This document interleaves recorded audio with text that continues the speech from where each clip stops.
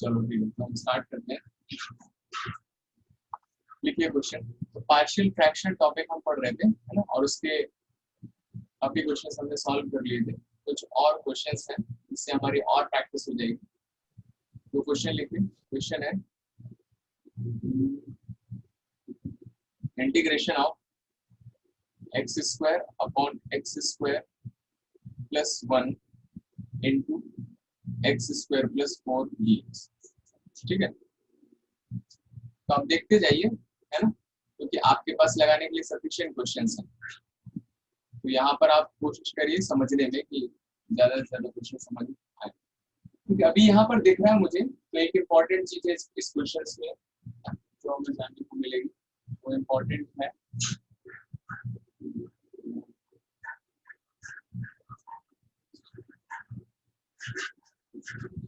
चलिए ट्राई करिए।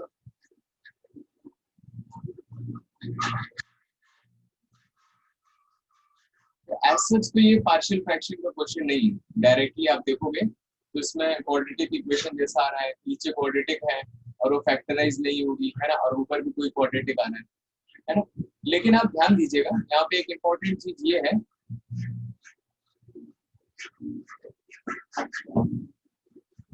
Background noise तो नहीं आ रहा है?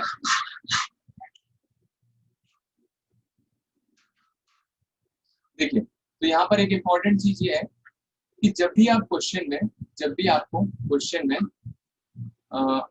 एक्स स्क्वायर जैसा दिखे हर जगह, है ना, हर एक जगह पर आपको एक्स स्क्वायर दिख रहा है, कहीं पर भी एक्स नहीं है और कहीं पर भी एक्स क्यूब नहीं है ना, कहीं पर भी एक्स नहीं है और कहीं पर भी एक्स क्यूब नहीं है, हर जगह आपको क्या दिख रहा है? एक्स स्क्वायर दिख रहा है।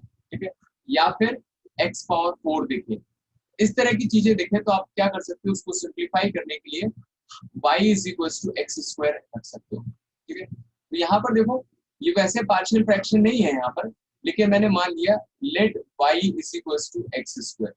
ठीक है, अब ये सब्स्टिट्यूशन वाला मेथड नहीं है, है ना, सब्स्टिट्यूशन वाला मेथड नहीं है।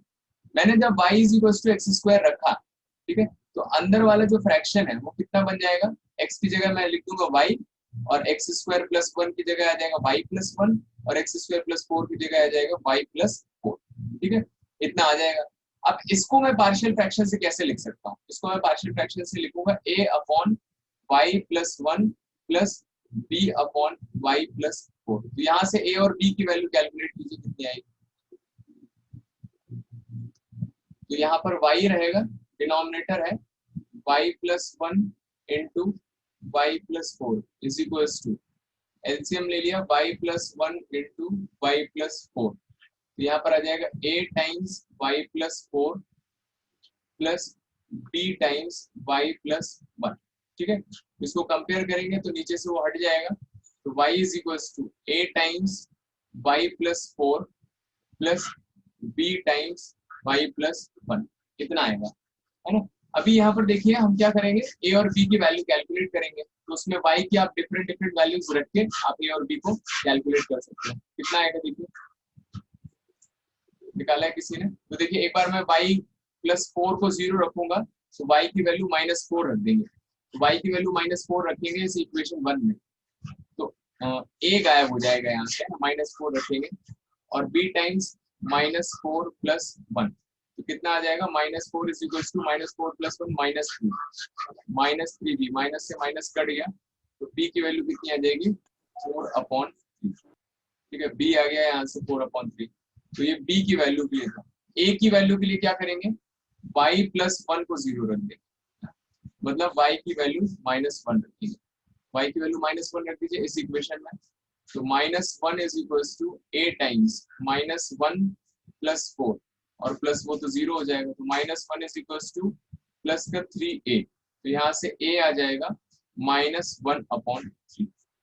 ठीक है, तो आपका जो अभी तो इंटीग्रेशन के बारे में कुछ नहीं हुआ है, y upon Y plus 1 into Y plus 4, इसको एक्सपैंड करके क्या लिख सकते हैं? a की जगह लिख दिया -1/3 एंड y प्लस 1, और b की जगह लिख दिया +4/3 y प्लस 4, तो ये a और b की वैल्यू मैंने रख दी। ठीक है, तो देखो इस एक्सप्रेशन को मैं इस तरह से लिख सकता हूँ, और मैंने क्या माना था कि y की जगह एक्स स्क्वायर माना था, वाई की जगह एक्स स्क्वायर माना था या फिर एक्स स्क्वायर की जगह वाई माना था, तो यहाँ पर वापस रख दिए तो कितना हो जाएगा, देखिए x square upon x square plus 1 into X square plus 4। इसको मैं क्या लिख सकता हूँ, -1 upon 3 times x square plus 1 plus 4 upon 3 times x square plus 4। ठीक है, तो देखिए एक्सप्रेशन वाइज है ना, अलजेब्रा वाइज ये जो एक्सप्रेशन लिखा हुआ है इसको मैं इस तरह से लिख सकता हूँ। और मुझे क्वेश्चन में क्या पूछा था, इसका इंटीग्रेशन निकालना है dx के रिस्पेक्ट में, मतलब इसका इंटीग्रेशन निकालना है dx के रिस्पेक्ट में।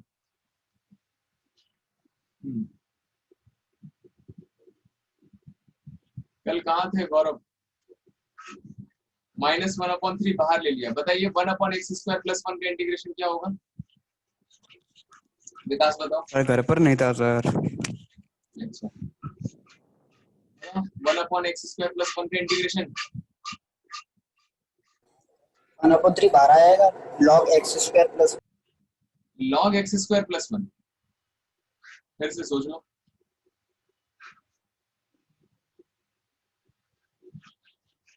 कोई और बताए इसका इंटीग्रेशन क्या होगा, tan inverse x upon a। हाँ tan इनवर्स x होगा, वही है जिसमें 4/3 बाहर आ जाएगा और 1/x² + 4 का इंटीग्रेशन कितना हो जाएगा, 1/a कितना है यहाँ पर 2 लिखा हुआ है ना, 1/2 tan इनवर्स x अपॉन 2 और बाहर प्लस c, ये इंटीग्रेशन। ठीक है, अब देखिए यहाँ पर ये क्वेश्चन आ सकता है कि मैंने जब y को x² रखा तो यहाँ पर डिफरेंशिएट क्यों नहीं किया, है ना। तो देखिए ये भी सब्स्टिट्यूशन है लेकिन ये इंटीग्रेशन वाला सब्स्टिट्यूशन नहीं है। ये क्या किया है मैंने, सिर्फ इस अलजेब्रिक एक्सप्रेशन को सिंप्लीफाई करने के लिए मैंने रखा है। तो अगर आप ऐसा कर रहे हैं कि किसी भी अलजेब्रा को कुछ y रख रहे हैं, है ना, और इंटीग्रेट करने से पहले आपने उसको वापस रख दिया, तब आपको dx को रखने की जरूरत नहीं है ना। तो देखो हमने क्या किया, ऊपर y की जगह x² रखा और इंटीग्रेशन करने से पहले मैंने x² की जगह क्या रख दिया, ऊपर मैंने x² की जगह y रखा और नीचे y की जगह x² रख दिया इंटीग्रेशन करने से पहले। तो इंटीग्रेशन करने से पहले अगर कैलकुलेशन पर्पस के लिए आप चाहें तो इस तरह से कर सकते हैं। ठीक है, लिख लीजिए इसको, कहीं कुछ डाउट हो तो पूछ सकते हैं। अगला question, 3 sin pi -2 times cos phi divided by 5 minus cos square phi,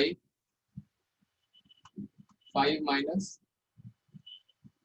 cos square phi minus 4 sin phi and multiplied by dx multiplied by d phi। करिए इंटीग्रेट, सोचिए कैसे होगा।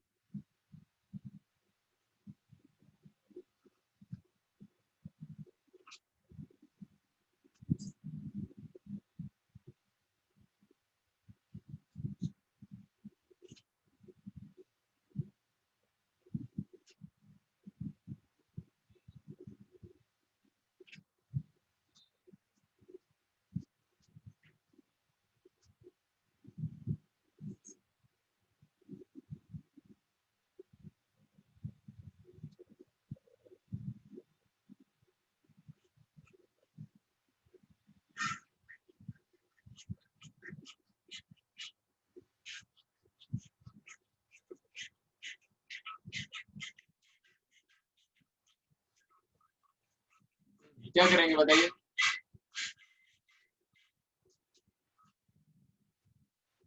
तो समझ में आ रहा है।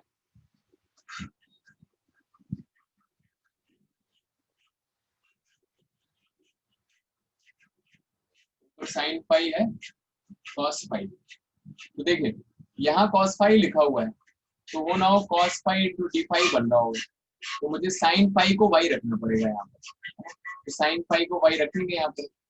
तो साइन पाई रखने के लिए बाकी पूरे एक्सप्रेशन में साइन पाई होना चाहिए, बाकी पूरे एक्सप्रेशन में साइन पाई होना चाहिए। तो ये साइन पाई दिख रहा है मुझे, साइन पाई दिख रहा है, यहाँ नहीं दिख रहा है, तो मैंने क्या किया देखिए यहाँ पर 3 sin pi -2 multiplied by cos pi D pi divided by pi minus, इस cos स्क्वायर को लिख सकता हूँ मैं 1 - साइन स्क्वायर 5, ठीक है, -4 साइन 5, ठीक है। तो 3 sine 5 -2 times cos 5 into d5 divided by 5, minus से अंदर मल्टीप्लाई कर दिया, -1 प्लस साइन स्क्वायर 5 -4 साइन 5। तो मैं क्या कर रहा हूँ, उस कॉस को ऐसे ही लिखे रहने दे रहा हूँ और बाकी सारे एक्सप्रेशन में जो भी लिखा हुआ है उसकी जगह मैं साइन लाने की कोशिश कर रहा हूँ, जो भी ट्रिग्नोमेट्री लिखा हुआ है। तो नीचे ये आ गया, तो देखो साइन स्क्वायर को पहले लिख दिया मैंने, तो साइन स्क्वायर 5 पहले आ गया, ठीक है, और फिर -4 साइन 5 आ गया, एंड 5 -1 प्लस का 4 आ जाएगा। अब देखो यहाँ पर रख दिया मैंने y is equal to sine 5, sine 5 की जगह y रखेंगे, तो डिफरेंशिएशन किया यहाँ से dy अपॉन, अब 5 के रिस्पेक्ट में डिफरेंशिएट करेंगे, है ना, क्योंकि साइन 5 दिख रहा है, तो साइन 5 का डिफरेंशिएशन आ जाएगा cos 5, तो यहाँ से पता चल जाएगा कि cos 5 इंटू dy कितना हो जाएगा, dy, ठीक है, dt भी लिख सकते हो आप। तो देखो 3 साइन 5 की जगह मैंने y लिख दिया, -2 डिवाइडेड बाय, ये multiplied by cos 5 into dy, इसकी जगह कितना हो जाएगा dy, है ना, और divided by sine square, sine 5 की जगह y रखेंगे तो y स्क्वायर -4y प्लस 4 हो गया। अब नीचे देखिए फैक्टराइज्ड हो रहा है कि नहीं हो रहा है, अगर फैक्टराइज्ड हो रहा है तो मैं पार्शियल फ्रैक्शन लगा सकता हूँ, फैक्टराइज्ड नहीं हो रहा है तो px plus q upon quadratic वाला फॉर्मूला लगा देंगे, तो देखिए नीचे शायद फैक्टराइज्ड हो जाएगा, ये तो बहुत सिंपल से फैक्टराइज्ड हो जाएगा। क्या लिखा हुआ है नीचे, नीचे क्या लिखा हुआ है, y-2 का होल स्क्वायर। हाँ, y-2 का होल स्क्वायर दिखना चाहिए। अच्छा, तो y-2 का होल स्क्वायर यहाँ तक आ गया।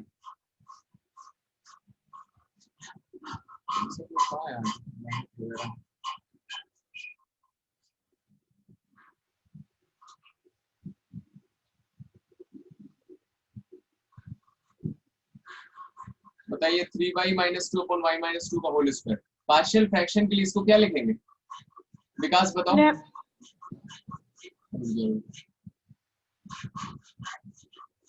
विकास,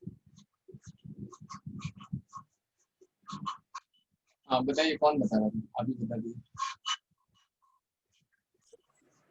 a अपॉन हाँ, a upon y-2 y-2 plus b upon y-2 का होल स्क्वायर। हाँ, y-2 का whole square.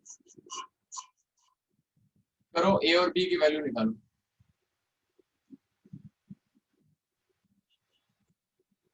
a and b calculate. ये स्टार्टिंग का सर थोड़ा बता दीजिए, स्टार्टिंग का स्टार्टिंग में बता दीजिए सर।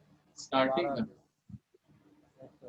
देखो मैंने क्या किया है, देखो cos 5 और d 5 है, तो मैं फाइनली ये करने वाला हूँ कि y की जगह sin 5 रखने वाला हूँ, ये जो sin 5 दिख रहा है उसकी जगह मैं y रखूंगा, तो यहाँ पर हर जगह पर sin 5 दिखना चाहिए, तब तो मैं चेंज कर पाऊंगा।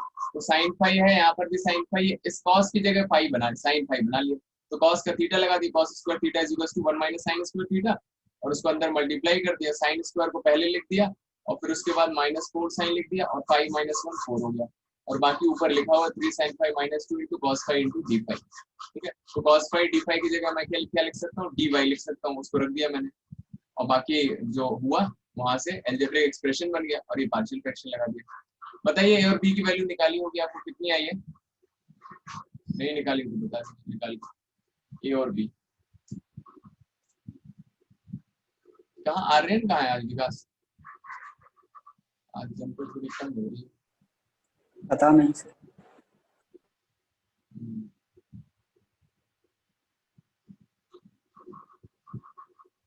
आयुष कल कहाँ थे आप,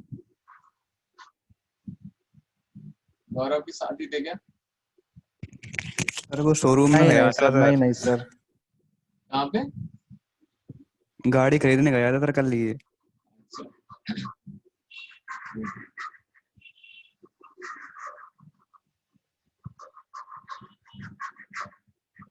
हाँ बताइए, और बी की वैल्यू कितनी है,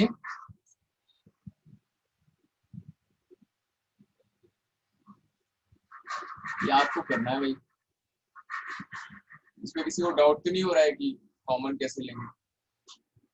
3y minus two upon Y minus two का whole square left hand side लिखा है, y माइनस टू का whole square is equals to y minus two का होल स्क्वायर एलसीएम आएगा तो a टाइम्स आ जाएगा y minus two and plus b। इसकी वैल्यू 4 आएगी। अच्छा यहाँ पर शायद दिक्कत आ रहा होगा, एक तो y की वैल्यू रख देंगे, b की वैल्यू आ जाएगी, a की वैल्यू कैसे आएगी? तो यहाँ से देखिए कितना आ जाएगा 3y minus two is equals to a times y minus two plus b। ठीक है, तो यहाँ से मुझे दिख रहा है a की वैल्यू निकालने के लिए, तो a की वैल्यू निकालने के लिए क्या करेंगे, फॉर a y की जगह 2 रख देंगे। अच्छा, लेकिन यहाँ से तो गायब हो जाएगा, तो देखिए ऐसा कोई जरूरी नहीं है कि a की वैल्यू निकालने के लिए ऐसे डिनोमिनेटर में जो लिखा होगा उसको आप 0 रख दीजिए तो a की वैल्यू आ जाएगी, क्योंकि यहाँ पर a के साथ तो आ ही रहा है। तो एक तो मुझे दिख रहा है कि किसी ना किसी की वैल्यू निकालने के लिए y माइनस टू तो 0 रखना पड़ेगा, तो y माइनस टू 0 रख दिया तो इससे किसकी वैल्यू आ जाएगी, देखो b की वैल्यू आ जाएगी। y माइनस टू 0 रखेंगे तो y की वैल्यू 2 रख दी मैंने यहाँ पर, तो 3 into two minus two is equals to a times 2 minus 2 and plus b। कितना आ जाएगा देखिए 6 माइनस 2 ये 4 आ जाएगा और ये तो खत्म हो गया, और b की वैल्यू 4 आ गई। a की वैल्यू कैसे निकालेंगे, कोई बताएगा मुझे, a की वैल्यू कैसे निकालेंगे? सर यहाँ पे कुछ भी वैल्यू रख के निकाल सकते, बी की तो पता है, ये तो सर रियल नंबर की ये तो ट्रू होगा सर किसी भी। हाँ है ना, एक ये तरीका भी है कि ऐसा कोई जरूरी नहीं है कि जो आपको यहाँ एक्सप्रेशन दिख रहा है उसी को 0 रखना है। आप y की वैल्यू 0 रख सकते हो, 1 रख सकते हो, 2 रख सकते हो, -2 रख सकते हो, 3 -3 0.5 कुछ भी रख दो, है ना, क्योंकि वो पॉलिनोमियल है तो y की हर वैल्यू के लिए वो सेटिस्फाई करेगा, है ना। तो आप ऐसी कोई वैल्यू रख दो जिससे सिंपल में आ जाए। y इज इक्वल्स टू 0 रख दिया मैंने, देखो कितना आ जाएगा 3 into 0 minus 2 is equals to 8 times 0 minus 2 plus, और b की वैल्यू 4 मैंने यहाँ पर रख दी, तो ये कितना आ जाएगा -2, है ना, और a टाइम्स -2 प्लस 4, इसको सॉल्व कर लीजिए तो -2a plus 4 is equals to -2, तो -2a आ जाएगा, उधर जाएगा तो -2 -4 -6 हो जाएगा, तो 2 3 जा 6, तो a की वैल्यू आ जाएगी 3, है ना। तो ये समझ में आया कि आप y की वैल्यू कुछ भी रख सकते हो, है ना। तो मैंने 0 रख दिया क्योंकि 0 से बहुत सिंपल था, तो a और b की वैल्यू आ गई, तो आप रख दीजिए वहां से जो आपका इंटीग्रेशन था 3y minus 2 upon y minus 2 का और होल कुछ रख स्क्वायर। दे तो आंसर तो अलग ही आ जाएगा ना, क्या आंसर अलग आ जाएगा? वैल्यू अलग आ जाएगी ना, और कुछ रख देंगे तो। नहीं नहीं बिल्कुल नहीं आएगा, आप रख के देखिए सेम आएगा, वही आएगा। आपको विश्वास ना हो तो मैं दिखा देता हूँ, चलो y की वैल्यू 1 रख के दिखा देते हैं। यहाँ पर y की वैल्यू 1 रख दो, 3 इंटू 1 माइनस 2 8 टाइम्स 1 रखेंगे तो 1 माइनस 2 माइनस 1 हो जाएगा, और b की वैल्यू 4 आ गई, तो देखो कितना हो जाएगा 3 माइनस 2 ये 1 है और माइनस a प्लस 4, ठीक है, तो माइनस a कितना हो जाएगा 1 माइनस 4, तो minus a is equals to -3, a की वैल्यू कितनी आ रही है 3 आ रही है ना। पॉलिनोमियल है तो आप कुछ भी रख सकते हो, तो ये लिखने की जरूरत नहीं रहेगी, ठीक है। तो यहाँ से कितना आ जाएगा a और b की वैल्यू आ गई 3 एंड 4, तो ये आ जाएगा a रख देंगे 3 अपॉन y माइनस 2 और b की वैल्यू रख दी 4 अपॉन y माइनस 2 का होल स्क्वायर।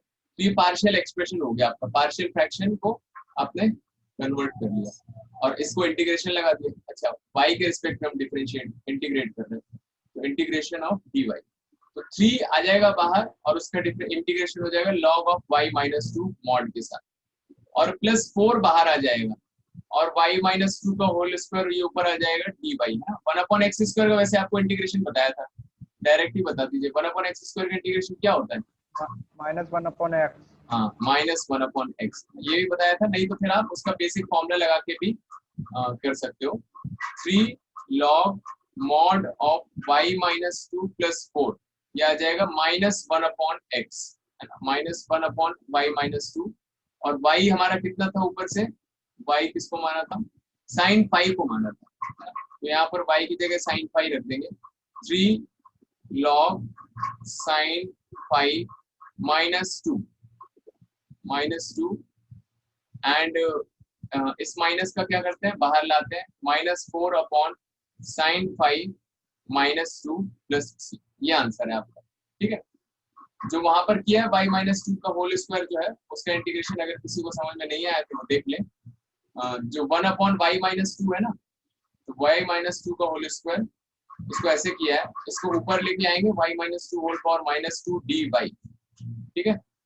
तो ये फॉर्मूला पढ़ा होगा आपने, x power n plus one upon n plus one plus C होता है, ठीक है। तो कितना हो जाएगा y minus two power minus two plus one upon minus two plus one, इसी को आप ओपन करेंगे तो ऊपर आ जाएगा y minus two power minus one और नीचे माइनस वन, तो ये minus y minus one upon y minus to लिखा है। शोभा पढ़ा होगा आपने, ये वाला फॉर्मूला है ना, यही फॉर्मूला लगाया हमने। यस तो बताइए आया समझ में, कोई दिक्कत तो नहीं। तो ये आपका ऐसा क्वेश्चन था जो आपका ट्रिग्नोमेट्री है उसको कन्वर्ट करने पर किसमें कन्वर्ट हो रहा है, पार्शियल फ्रैक्शन में कन्वर्ट हो रहा है, ठीक है, पार्शियल फ्रैक्शन में कन्वर्ट हो रहा है।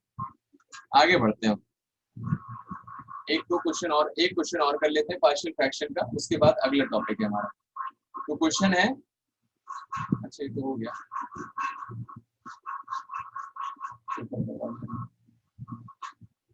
चलो ये x square plus one upon x square plus two and x minus one dx। करिए ट्राई,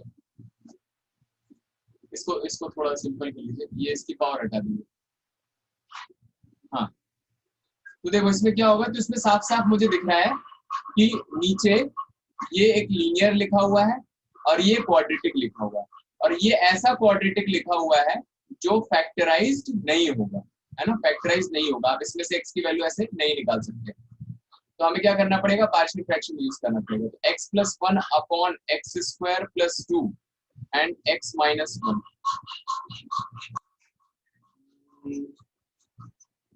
तो आकृति बताइए इसको कैसे लिखेंगे पार्शियल फ्रैक्शन के टर्म्स में।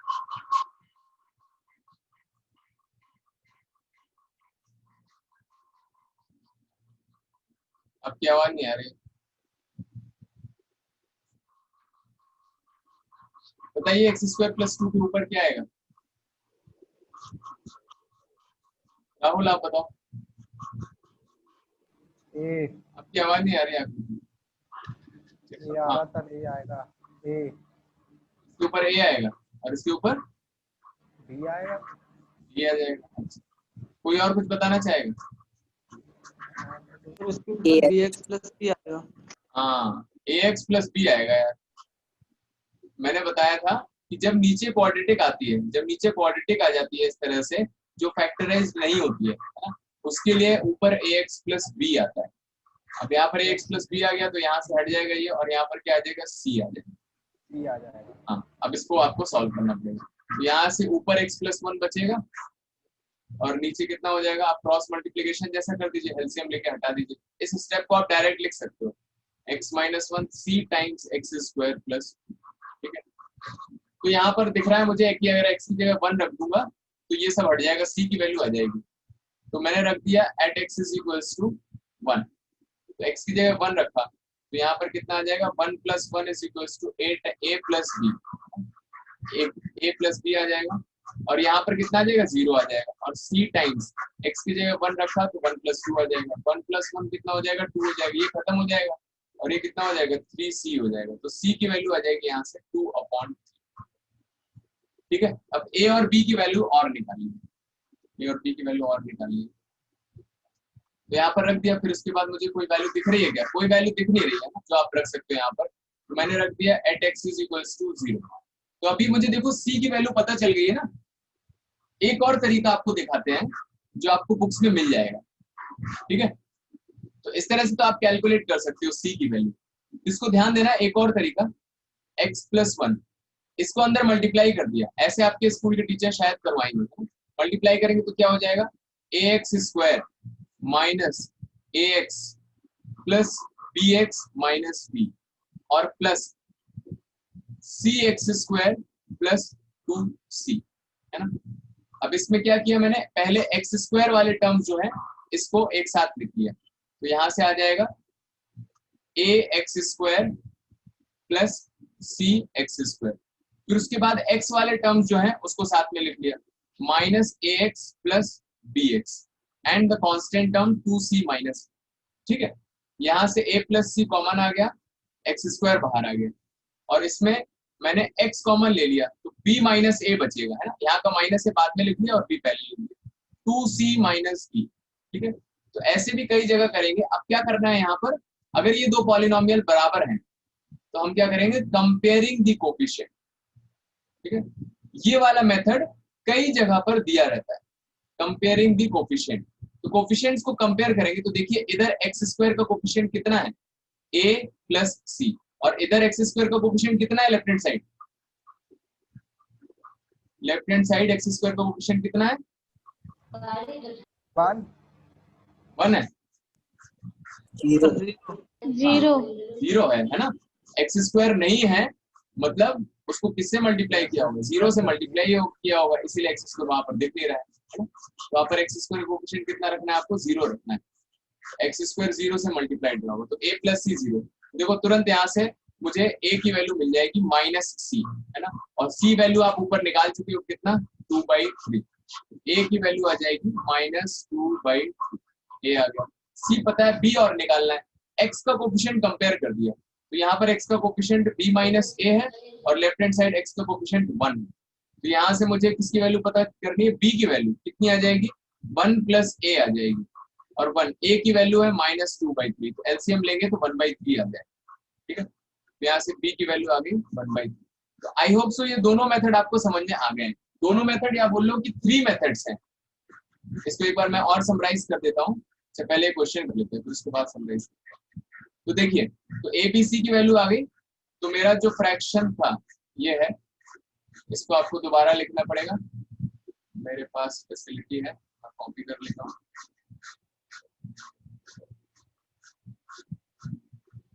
आप लोगों को दोबारा लिखना है ना, कंजूसी मत करना।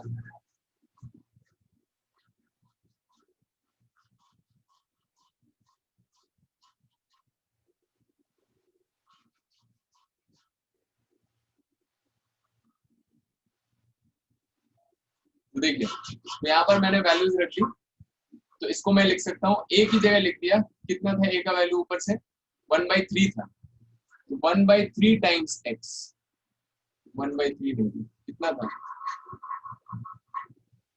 a -2/3 था, तो a की जगह रख दिया -2/3,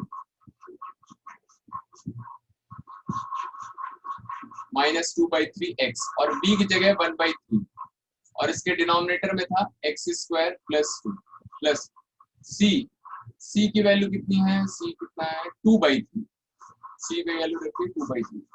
पार्शियल फ्रैक्शन निकालने में थोड़ा बस सावधान रहे, यही गलत होता है, उसके आगे तो सब सही है, ठीक है। तो इसका इंटीग्रेशन करना है x के रिस्पेक्ट में, मतलब इसके इंटीग्रेशन के बराबर होगा, मतलब वो इसके इंटीग्रेशन के बराबर होगा। तो अब देखिए इसका इंटीग्रेशन कैसे होगा, ऊपर मैंने 3 एलसीएम ले लिया है ना, और माइनस भी बाहर निकाल लिया, तो 2x - 1 बचेगा, और डिवाइडेड बाय x² + 2 है, एंड प्लस ये क्या लिख दिया 2/3 है ना, 2/3, तो इसका 2/3 3 के साथ x - 1 मल्टीप्लाइड हो जाएगा। तो यहां से देखिए कितना आ जाएगा,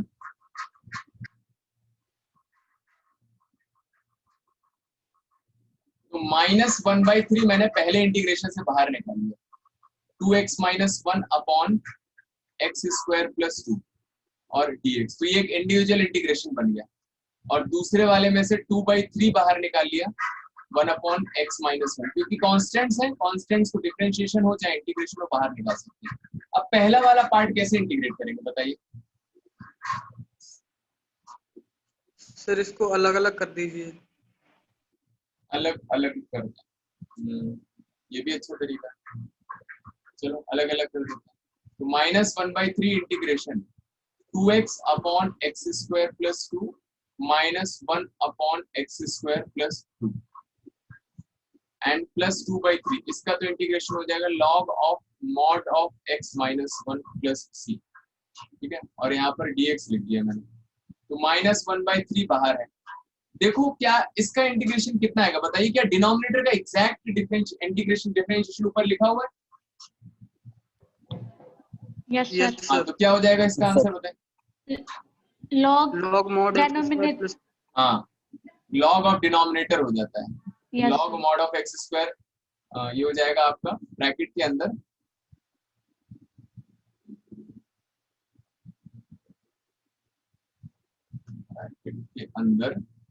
log of x square plus 2। ठीक है, इसको याद रखें, है ना। अगर नीचे जो फंक्शन लिखा हुआ है इसका एग्जैक्ट डिफरेंशिएशन ऊपर लिखा हुआ है और कुछ नहीं लिखा हुआ है, तो मैंने ये बताया था कि इसका होता है कि log ऑफ डिनोमिनेटर आप डायरेक्ट लिख दीजिए, इसको आप डायरेक्ट यूज कर सकते हैं। ठीक है, और इसका इंटीग्रेशन कितना हो जाएगा, इस 2 को मैं लिख सकता हूँ √2 का स्क्वायर। तो कौन सा फॉर्मूला है, मोहित है क्या क्लास, कहाँ गए यार ये? मनु बताइए, नहीं आप Yes. अब बताइए क्या होगा इसका इंटीग्रेशन। सर 2 है ना यहाँ, तो सर हाँ। √2 लिख सकते हैं इसे। हाँ लिख दिया उसको। हाँ, तो 10 वाला 1/8 tan इनवर्स x अपॉन है। हाँ, 1/√2 tan इनवर्स x अपॉन √2। ठीक है, and plus 2/3 log of mod of x minus 1 plus, ये आंसर है आपका, x में ही था ना क्वेश्चन। ठीक है, तो ये समझ में आया होगा आपको। तो ये ध्यान देना है कि अगर डिनोमिनेटर आपका फैक्टराइज्ड नहीं हो रहा है ना, तब आपको ऊपर क्या लिखना पड़ेगा, अगर नीचे क्वाड्रेटिक है तो ऊपर क्या आएगा, लीनियर आएगा। अगर मान लो नीचे क्यूबिक होता ना तो ऊपर क्या आ जाता, क्वाड्रेटिक आ जाता। इससे बस 1 डिग्री का डिफरेंस रहेगा। फिर उसके बाद आप उसको वैल्यूज निकाल लीजिए। अब ये देख लीजिए, मैं बता रहा था जो आपको कि ए बी सी जितने भी कॉन्स्टेंट्स आएंगे ना, इसको निकालने के क्या क्या तरीके हमने पढ़ लिए। तो सबसे पहला मेथड तो ये रखा है कि डिनोमिनेटर्स जितने भी है ना उसको 0 रख के एक्स की वैल्यू निकाल लीजिए और एक्स की वैल्यूज रखते जाइए, काफी सारे क्वेश्चंस इससे हो जाएंगे। ठीक है, सेकेंड मेथड हमने क्या देखा कि कीप एनी वैल्यू, है ना, कोई वैल्यू मिल नहीं रही है तो कोई भी वैल्यू रख लीजिए, कोई भी वैल्यू ऑफ वेरिएबल, है ना, वेरिएबल की कोई भी वैल्यू रख लीजिए। y है अगर तो y की 0 रख सकते हो, 1 रख सकते हो, 2 रख सकते हो, कुछ भी रख सकते हो। और तीसरा मेथड क्या देखा मैंने, कंपेयरिंग दी कोफिशिएंट, कंपेयरिंग दी कोफिशिएंट्स। ठीक है, तो एनसीईआरटी में आप देखेंगे तो ये वाला मेथड काफी यूज हुआ है ना, और ये वाला मेथड भी यूज हुआ, आरटी शर्मा में ये वाला मेथड भी यूज हुआ है। तो तीनों मेथड ही वैलिड है, आप कोई भी यूज कर सकते हैं बोर्ड लेवल पर, किसी में भी कोई भी दिक्कत नहीं। ठीक है, तो इसको नोट कर लीजिए, एबीसी निकालने के सबसे बेस्ट मेथड ये वाला है, पहला वाला सबसे बेस्ट मेथड पहला वाला है, उससे तुरंत आपके आंसर निकलेंगे। और फिर सेकंड बेस्ट है आपका सेकंड वाला, और थर्ड बेस्ट है थर्ड वाला। आया समझ में, यहाँ तक किसी को कोई दिक्कत तो नहीं, लिख लिया है, आगे बढ़े। Yes sir. हाँ, ठीक।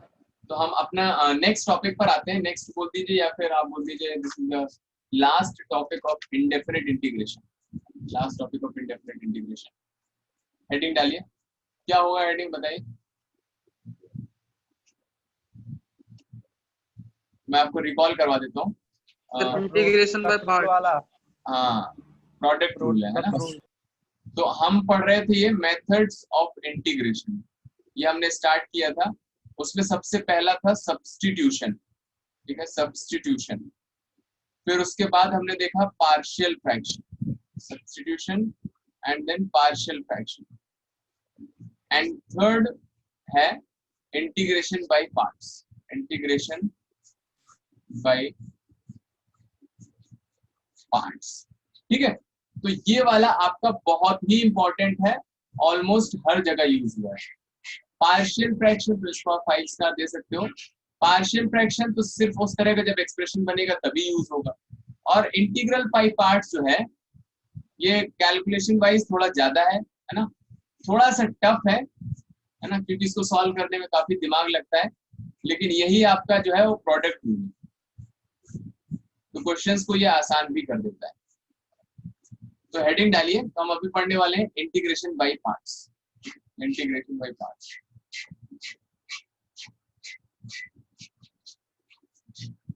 इंटीग्रेशन बाय पार्ट्स, या फिर बोल दीजिए प्रोडक्ट रूल।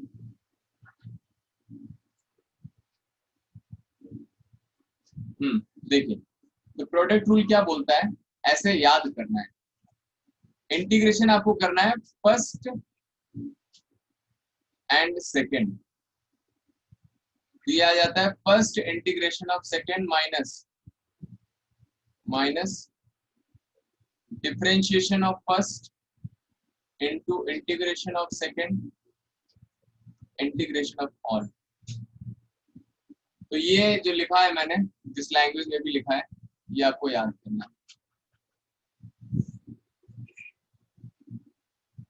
है ना। ये मोस्ट एफिशिएंट वे है याद करने का। वैसे आप बुक्स वगैरह में देखेंगे तो ऐसे दिखेगा आप, fx इंटू जी एक्स, ये दो फंक्शन है और x के रिस्पेक्ट में इंटीग्रेट कर रहे हैं, तो fx integration of G X D X minus f dash x integration of G X D X and dx। Books वगैरह में आपको इस तरह से लिखना है।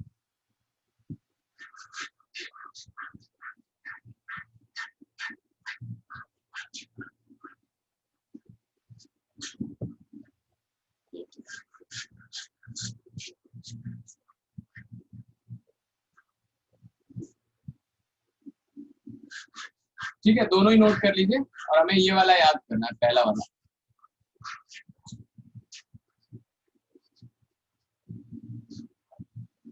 ठीक है, तो इसको मैं थोड़ा एक्सप्लेन करता हूं आपको।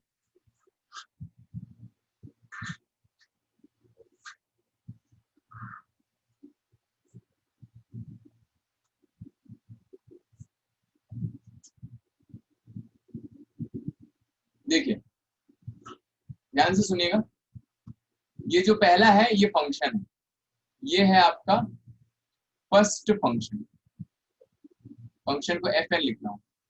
ये है आपका सेकेंड फंक्शन, ठीक है। तो कैसे पढ़ेंगे, integration of first function into second function, जिसके भी रिस्पेक्ट में होगा, दोनों फंक्शन जिसके होंगे उसके रिस्पेक्ट में हो जाएगा। ये लिखा है,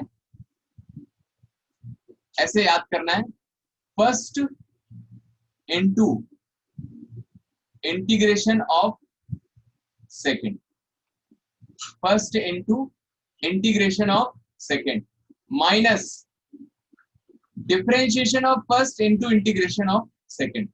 तो आप इन दोनों में देखेंगे तो काफी सिमिलैरिटी है। ये क्या लिखा है, first into integration of second, और यहाँ पर भी लिखा है first into integration of second, लेकिन इसका डिफरेंशिएशन आ गया, ठीक है। तो first into integration of second minus differentiation of first into integration of second, और फिर जो भी इससे आंसर आएगा उसका दोबारा इंटीग्रेशन। तो देखो इसमें हमने इंटीग्रेशन वाला फॉर्मूला लगाया है ना, लेकिन जो फॉर्मूला है उसके अंदर खुद इंटीग्रेशन आ रहा है, समझ में आ रहा है ना।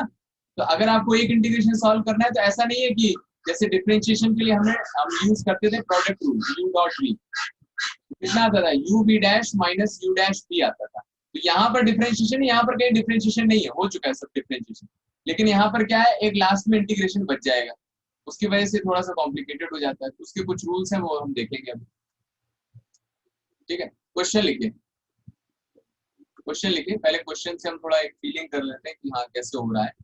तो देखिए क्वेश्चन लिखा है x into E power x into D X, ये आपको इंटीग्रेट करना है। तो आप इसको सोच के देख सकते हैं, अभी तक हमने जितना भी पढ़ा है किसी भी फॉर्मूले से ये सॉल्व नहीं होगा, अभी तक जितना भी पढ़ा है, मतलब इस फॉर्मूले के पहले जितना भी पढ़ा है हमने, सब्स्टिट्यूशन पढ़ा है, पार्शियल फ्रैक्शन पढ़ा है, उन सब से ये वाला क्वेश्चन सॉल्व नहीं होगा, है ना। तो इसके लिए क्या करना पड़ेगा, हमें प्रोडक्ट रूल लगाना पड़ेगा। तो देखो मैंने क्या किया, ये फर्स्ट फंक्शन है और ये सेकेंड फंक्शन है, तो फॉर्मूला लगाया। तो कैसे याद किया था, first into integration of second minus differentiation of first function into integration of second function, integration x के रिस्पेक्ट में, और फिर इसका जो आंसर आएगा उसका ओवरऑल इंटीग्रेशन x के रिस्पेक्ट, ठीक है। ऐसे याद करना है, first into integration of second minus differentiation of first into integration of second, and जो भी सेकेंड से आंसर आएगा पूरा सॉल्व होके उसका मुझे फाइनली क्या करना है, इंटीग्रेशन, ठीक है। फर्स्ट का डिफरेंशिएशन, सेकेंड का इंटीग्रेशन और पूरे का इंटीग्रेशन। देखिए यहाँ पर ये लगाएंगे, कितना आ गया यहाँ से, x into E power X का integration E power X minus X का डिफरेंशिएशन 1 आ गया, और ई पावर एक्स का E power X into D X. ये लिखा है x into E power X minus integration of E power X D X. तो x into E power X minus E power X का integration E power X और last में plus C. तो ये आपका आंसर है, integration of x into E power X into D X is equals to E power X यहाँ पर common ले लिया x minus 1 plus C. Note कर लीजिए, इसमें बहुत सारी डिटेल्स हैं, अभी हम देखने वाले हैं।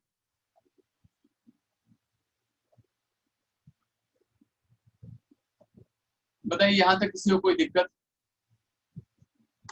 जो मैंने समझाया उसमें कोई दिक्कत?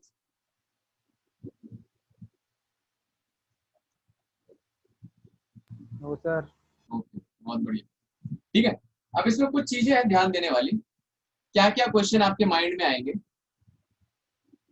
कि अगर मैंने इसमें इसको फर्स्ट इसको सेकंड माना है, अगर कोई क्वेश्चन ऐसे दे देता तो इसको फर्स्ट और इसको सेकंड मान लेता अगर मैं, और यहाँ पर आप इंटीग्रेट करेंगे तो E power X integration of X minus differentiation of E power X integration of X और डी एक्स, ऐसा कुछ आप फॉर्मूला लगाओगे तो ये आ जाएगा X square upon 2 minus E power X into X square upon 2 D X. तो अब देखो इसके आंसर में एक इंटीग्रेशन ऐसा आ रहा है जो इससे ज्यादा कॉम्प्लिकेटेड है। यहाँ तो सिर्फ x की पावर 1 ही था, यहाँ पर x की पावर 2 हो गया, ये सॉल्व नहीं हुआ है ना, आगे और आपको करते जाना पड़ेगा, तब जाके कहीं पर ये सॉल्व होगा। तो देखो इसमें इंपॉर्टेंट चीज ये है कि किस फंक्शन को फर्स्ट और किसको सेकंड मानोगे। सबसे बड़ी इंपॉर्टेंट चीज यही है कि किस फंक्शन को आप फर्स्ट फंक्शन मानोगे और किस फंक्शन को सेकंड फंक्शन मानोगे, ठीक है। उसके कुछ रूल्स हैं, उसको नोट कर लीजिए। हेडिंग डालिए, rules to identify first and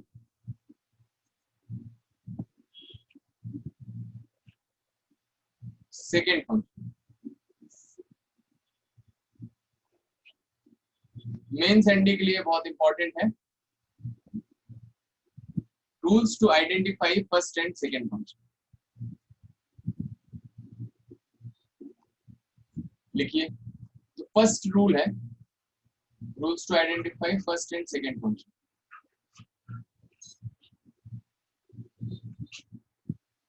तो फर्स्ट रूल है, लिखो, to choose first function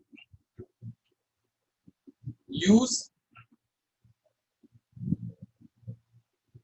NCERT में नहीं दिया हुआ है, आरडी शर्मा में शायद मिल जाएगा आपको। Islet,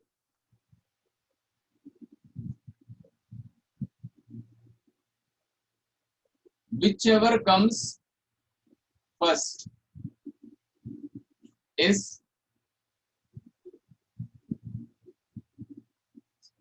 first function. Whichever comes first is first function.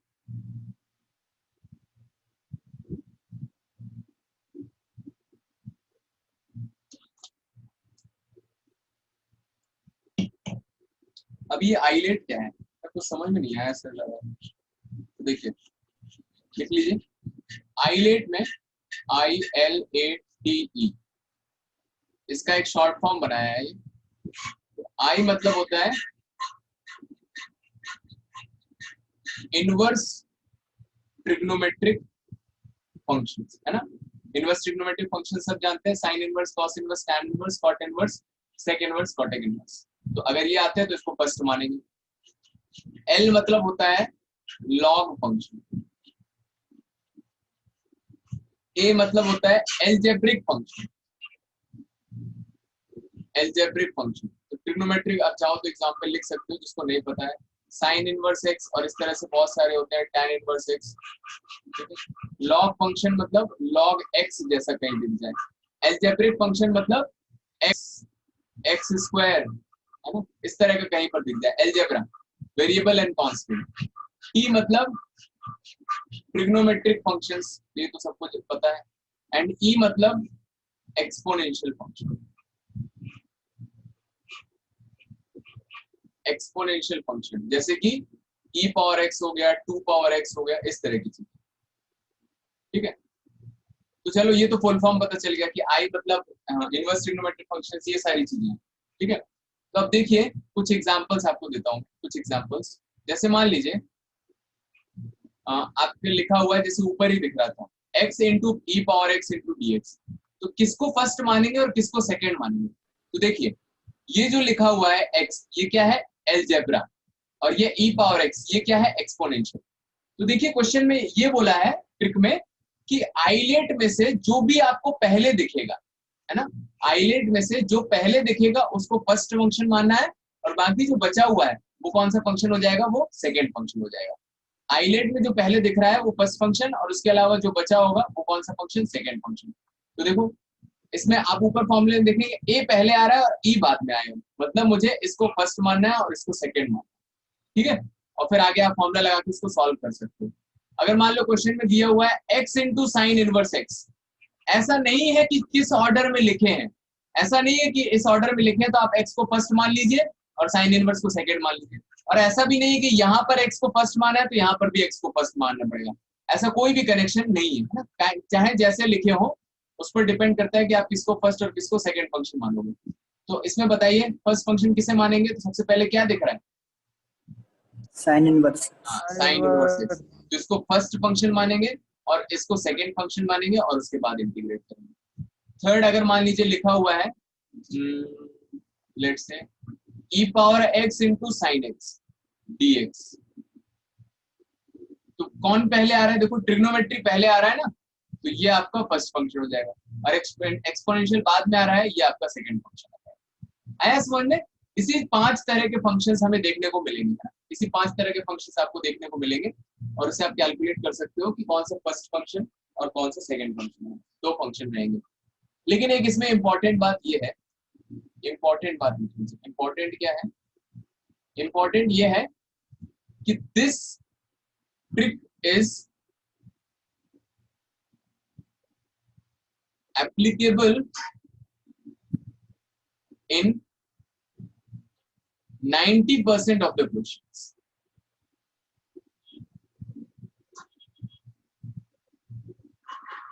but not all।